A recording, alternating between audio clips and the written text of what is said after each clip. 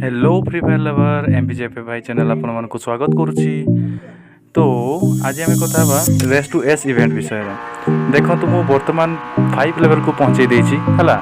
तो आपण मैंने भी जल्दी जल्दी लेवल अप केमती करेंगे देखो आप डेली मिशन जो फ्लैग परिका देखा जागुड़ा आप क्लेम करेंगे ठीक अच्छे।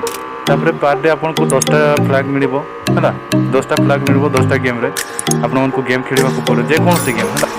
तो आपरे स्पीड को बूस्ट करने आपण को फ्रेंड मान को इनवाइट करने पड़े। स्पीड को बूस्ट करने फ्रेंड मान को इनवाइट करेंगे। तले देखो जोटा कि लिखाई जॉइन ए फ्रेंड टीम आपड़ से क्लिक करूँ।